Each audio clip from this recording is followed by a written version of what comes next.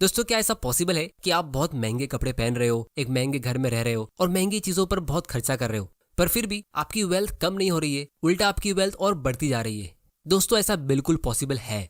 आज से 5000 साल पहले बेबीलोन नाम के एक शहर में अरकद नाम का एक आदमी बहुत ही अमीर था। उसके पास अमीर इंसान जैसे अच्छे कपड़े, अच्छा खाना, महंगी चीजें थी और वो अपनी फैमिली पे अच्छे से स्पेंड करता था। और उसके बाद भी हर साल उसकी दौलत और बढ़ती रहती थी। जितना वो स्पेंड करता था उससे कई गुना ज्यादा उसकी वेल्थ ग्रो होती रहती थी। अब दोस्तों, आपके मन में ये सवाल जरूर आ रहा होगा कि वो आखिर ऐसा करता क्या था। तो बिल्कुल यही सवाल अरकद के दोस्तों को भी आया था। तो उसके कुछ पुराने दोस्त उससे मिलने आए और उन्होंने उससे कहा कि तुम बेबीलोन शहर के सबसे अमीर इंसान हो, अपने परिवार को महंगे कपड़े और अच्छा खाना दे पाते हो, पर हम ऐसा नहीं कर पाते। हम सब एक ही साथ पढ़े हैं, हम बचपन में साथ में ही खेले हैं और तुम इन सब में हमसे ज्यादा बेहतर तो नहीं थे और ना ही तुमने हमसे ज्यादा मेहनत की है, पर फिर भी क्या सिर्फ तुम्हारी अच्छी किस्मत की वजह से तुमको इतनी वेल्थ मिली है? तो इस बात पे अरकद ने अपने दोस्तों को समझाया कि किस्मत हमेशा भला नहीं करती है। जिस भी इंसान ने किस्मत से पैसे कमाए हैं उसे उसकी किस्मत ने आगे जाके बर्बाद भी किया है। और ये बात नसीम तालिब ने भी कही है कि what comes by luck often goes away by bad luck very suddenly. यानी जो चीज अच्छी किस्मत से आती है, जैसे कुछ लोगों की करोड़ों की लॉटरी लगती है, तो वो बहुत जल्द बुरी किस्मत से चली भी जाती है, उतनी ही स्पीड में जितनी स्पीड में वो पैसे आते हैं। और इसका प्रूफ आपको कई सारे लॉटरी विनर्स की लाइफ को देख के मिल जाएगा कि 70% लॉटरी विनर्स 10 साल के अंदर ही अपना सारा पैसा बर्बाद कर देते। मतलब उनकी करोड़ों की लॉटरी लगने के बाद भी वो 5 से 10 साल में वहीं आ जाते जहां वो पहले होते। तो अरकद उन लोगों को अपनी कहानी सुनाता है कि उसकी कोई किस्मत नहीं चमकी है, उसने अपनी मेहनत से अपनी वेल्थ बिल्ड की है। और इसकी शुरुआत तब हुई थी जब बहुत साल पहले उसकी मुलाकात एक मनी लेंडर यानी साहूकार से हुई जिसका नाम अलगमिश था। तो सबसे पहले अलगमिश ने अरकद को पैसे के बारे में एक बहुत ही इंपॉर्टेंट रूल सिखाया। उसने कहा कि every gold piece you save is a slave to work for you, every copper it earns is its child that also earn for you. If you would become wealthy then what you save must earn and its children must earn, that all may help to give you the abundance you crave. तो इसका simple language में मतलब ये है कि हर एक रुपया जो आप सेव करके अच्छी जगह इन्वेस्ट करते हो वो हमेशा हमेशा के लिए आपका गुलाम बन जाता है। और कंपाउंडिंग के पावर से उसके साथ उसके बच्चे भी हमेशा के लिए आपके लिए काम करते रहते हैं। लेकिन हर एक रुपया जो आप कोई फालतू जगह स्पेंड करते हो तो वो आपके हाथ से हमेशा हमेशा के लिए चला जाता है। फिर इसके बाद अरकद ने कहा कि उसने अपनी लाइफ टाइम में मनी मैनेजमेंट के 7 रूल्स सीखे जिसे वो अपनी लाइफ में हमेशा फॉलो करता है। तो ये सुनकर उसके दोस्तों ने उसे कहा कि क्या तुम हमें भी ये रूल्स सिखा दोगे, क्योंकि हमारा बटुआ हमेशा खाली रहता है, यानी हमेशा एक पतला और लीन पर्स लेके घूमना पड़ता है जो इतनी अच्छी फीलिंग नहीं होती है। तो इसके लिए अरकद उन लोगों को एक लीन पर्स के 7 इलाज बताता है, यानी 7 रूल्स 7 दिन में। तो ये ऐसे फंडामेंटल और टाइमलेस प्रिंसिपल्स है जिसे पिछले हजारों सालों से अपने जमाने के अमीर लोग यूज करते आ रहे हैं, जिसकी वजह से वो एक काफी आराम और कंफर्टेबल लाइफ जीते थे। फिर वो उसे सिर्फ अपने बच्चों को सिखाते थे जो फिर अपने बच्चों को, और इसी तरह सिर्फ अमीर लोगों के बच्चे अमीर बनते थे और गरीब लोग हमेशा मजदूरी करते थे। कि मैंने अपने अमीर बनने का रास्ता तब ढूंढा जब मैंने ये पता लगाया कि मेरी सैलरी का एक हिस्सा मेरा हो सकता है। तब उसके दोस्तों ने उससे कहा कि आपकी सैलरी का एक हिस्सा क्यों, पूरी सैलरी तो आपकी ही होती है। तो अरकद ने कहा, पूरी सैलरी कैसे? क्या तुम कपड़ा बनाने वाले को अपनी सैलरी का हिस्सा नहीं देते? क्या तुम घर के रेंट के लिए मकान मालिक को अपनी सैलरी का एक हिस्सा नहीं देते? और खाने के लिए बाजार में जो चीजें आप खरीदते हो वो भी अपनी सैलरी का एक हिस्सा होता है। तो पिछले महीने की सैलरी से आपके पास अपने लिए क्या बचा? इनफैक्ट पिछले पूरे साल की सैलरी से तुम्हारे पास खुद के लिए क्या बचा? तो तुम्हारी सैलरी उन सब की हुई, तुम्हारी नहीं। अगर तुम ऐसा करते रहे तो तुम हमेशा इन लोगों के गुलाम बन के रह जाओगे। तो इसीलिए आपके अमीर बनने का रास्ता तब शुरू होता है कि जब भी आपको 10 कॉइन्स मिले तो उनमें से खर्चा करते समय केवल 9 कॉइन्स निकालो, जिससे तुम्हारा एक कॉइन हमेशा बच जाएगा। तो साल भर में आपके पास 12 कॉइन्स बचेंगे, जिससे आपको अपने पर्स में उन सिक्कों का वजन महसूस होगा। और हम सब जानते हैं कि एक भरा हुआ पर्स हमेशा एक खाली पर्स से ज्यादा बेहतर फील होता है।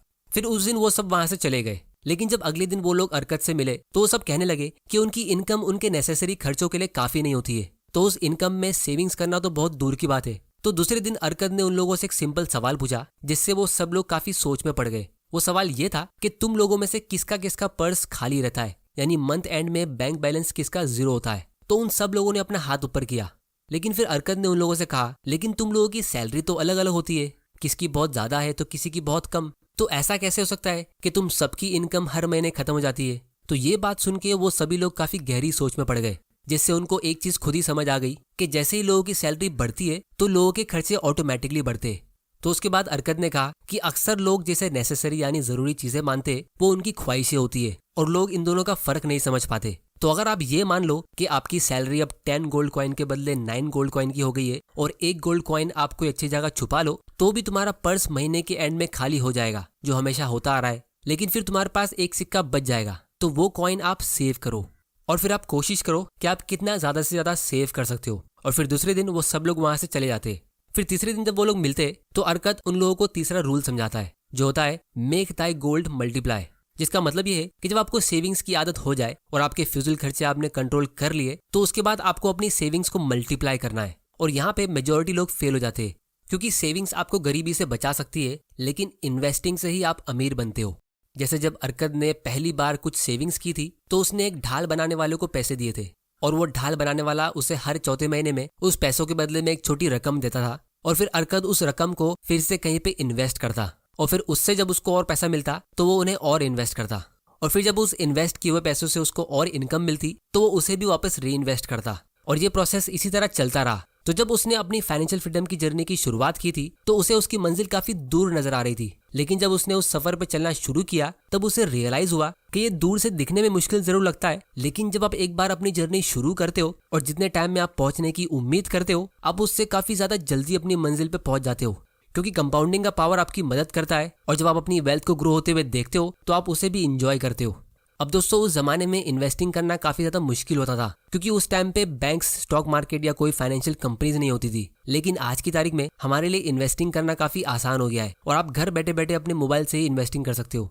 तो एक चौथे दिन अरकत अपने दोस्तों से मिलता है तो वो उन लोगों को एक बहुत ही इंपॉर्टेंट चीज के बारे में बताता है। वो ये कि बैड लक कभी भी किसी पर हावी हो सकती है। हमें अक्सर बड़े रिस्क बड़े रिटर्न देते, लेकिन जो लोग बड़े रिस्क लेते तो उन्हें उतने बड़े नुकसान भी होते। तो इन्वेस्टिंग का सबसे पहला प्रिंसिपल है सिक्योर योर प्रिंसिपल, यानी अपने पैसों की सिक्योरिटी।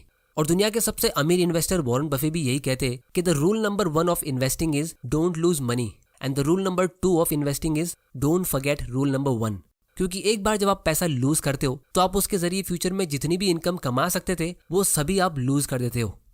इसीलिए अरकत ने कहा कि guard your treasures from loss by investing only where your principal is safe. तो अगर आपको नहीं समझ आता है कि आपको कहाँ इन्वेस्ट करना चाहिए, तो आप किसी नॉलेजेबल इंसान से इन्वेस्टमेंट एडवाइस ले सकते हो या उनसे इस बारे में बात कर सकते हो।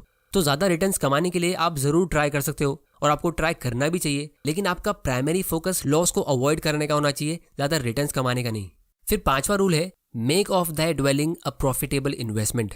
इस रूल में अरकत बताते कि अपना खुद का घर होना एक रेंट के घर पे रहने से बेहतर होता है, क्योंकि जब आप अपने खुद के घर में रहते हो तो वो एक प्रॉफिटेबल इन्वेस्टमेंट भी होता है, क्योंकि आपके घर की वैल्यू बढ़ती है और उसके साथ में आप जो रेंट पे करने वाले थे आप उसे भी सेव कर लेते हो। लेकिन दोस्तों, मेरी पर्सनल ओपिनियन इससे थोड़ी अलग है, जिसे मैं एक सेपरेट वीडियो में डिस्कस करूंगा जब हम रेंटिंग वर्सेस बाइंग के बारे में डिस्कस करेंगे। क्योंकि आज की तारीख में घर के प्राइसेस बहुत ज्यादा इंक्रीज हो गए और आप अपनी कौन सी एज में घर को बाय करते हो वो भी बहुत इंपॉर्टेंट होता है। फिर दोस्तों, इसके बाद अरकत जब छठे दिन आता है तो वो लोगों से कहता है कि हर आदमी बचपन से जवान और जवान से बूढ़ा होता है। ये चीज हम सबको पता है और इंसान हमेशा तंदुरुस्त नहीं रह सकता। तो जब इंसान बूढ़ा हो जाए या वो किसी वजह से काम नहीं कर पाए तो उस टाइम पे एक फाइनेंशियल स्ट्रेस से बचने के लिए आपके पास एक सिक्योर्ड फ्यूचर इनकम होनी चाहिए। जैसे उनके जमाने में लोग कुछ गोल्ड और कीमती चीजों को जमीन के अंदर छुपा लेते थे ताकि वो बुरे टाइम में उनके काम आ सके। लेकिन दोस्तों, अभी हमें ऐसा कुछ करने की जरूरत नहीं है, क्योंकि अब आप ऑनलाइन गोल्ड ETF बाय कर सकते हो या कोई एकदम सेफ ब्लू चिप कंपनीज में इन्वेस्ट कर सकते हो जो पिछले 100-200 सालों से चलती आ रही है। और इसके साथ में आपको रेगुलर इनकम भी मिलता है डिविडेंड के जरिए। तो आप हर महीने एक छोटा अमाउंट भी इन कंपनीज में या गोल्ड के ETF में इन्वेस्ट कर सकते हो, जो लॉन्ग टर्म में काफी बड़े अमाउंट में ग्रो हो जाएगा, जिससे आपकी फैमिली का फ्यूचर और आपका अर्ली रिटायरमेंट दोनों ही सिक्योर हो जाता है। फिर दोस्तों, इसके बाद जब अरकत 7वें दिन आता है तो वो उन लोगों से कहता है कि आज मैं तुम लोगों को सबसे इंपॉर्टेंट लेसन सिखाऊंगा। और इसके लिए वो उन लोगों को एक रियल लाइफ स्टोरी सुनाता है कि एक बार अरकत के पास एक यंग लड़का आता है उधार मांगने के लिए। अरकत उस लड़के से पूछता है कि तुम्हें उधार किस लिए चाहिए। तो वो लड़का कहता है कि मेरी सैलरी बहुत कम है, उससे मैं अपनी फैमिली के बेसिक खर्चे भी नहीं पूरा कर पाता हूँ। तो अरकत उसे उधार देने से मना कर देता है और कहता है कि तुम्हारे पास ना कोई अच्छी इनकम है और ना ही कोई सेविंग्स, तो अगर मैं तुमको उधार दे भी दूं तो भी तुम उसे चुका नहीं पाओगे। तो मैं ऐसा काम करूँ क्यों जिसमें मेरा लॉस होगा। तो तुम उधार मांगने के बदले अपनी इनकम को बढ़ाने पे फोकस करो। तो वो लड़का कहता है कि पिछले 2 महीनों में मैंने अपने मालिक से 6 बार रिक्वेस्ट किए कि वो मेरी सैलरी बढ़ा दे, लेकिन उन्होंने ऐसा कभी किया नहीं। तो अरकत उस लड़के से कहते कि तुम्हारे पास अमीर बनने के लिए पहली चीज तो है लेकिन दूसरी नहीं है। पहली चीज स्ट्रॉन्ग डिजायर है कि आपको ज्यादा कमाना है, लेकिन तुम्हारे पास उतने स्किल्स नहीं है जिससे तुम्हें कोई ज्यादा पे करे। तो फिर अरकत अपने दोस्तों से कहता है कि बहुत लोगों के पास ज्यादा सैलरी अर्न करने का डिजायर तो होता है, लेकिन वो कभी अपने स्किल पे फोकस ही नहीं करते और ये नहीं देखते कि वो उस ज्यादा सैलरी के बदले अपने बॉस को क्या दे सकते। क्योंकि जो इंसान जितना नॉलेजेबल और स्किलफुल होता है तो वही अपनी कंपनी में ज्यादा वैल्यू ऐड कर सकता है और इसीलिए वो इंसान उतना ज्यादा कमाता है। तो आप जो भी काम कर रहे हो उसे एकदम पैशनेटली करो और हमेशा नए स्किल्स सीखते रहो, जिससे अल्टीमेटली आपकी वैल्यू बढ़ेगी और फिर ज्यादा सैलरी मांगने की आपको जरूरत नहीं पड़ेगी। आपका बॉस आपको खुश होकर आगे से ज्यादा सैलरी पे करेगा। तो इसीलिए आज से 300 साल पहले भी एक आदमी ने बहुत ही पावरफुल लाइन कही थी कि the best investment you can make is in yourself. मतलब अगर आपकी सैलरी बहुत कम है तो आपको सबसे पहले अपने आप पर इन्वेस्ट करना चाहिए, क्योंकि the investment in knowledge page the highest dividend and forever.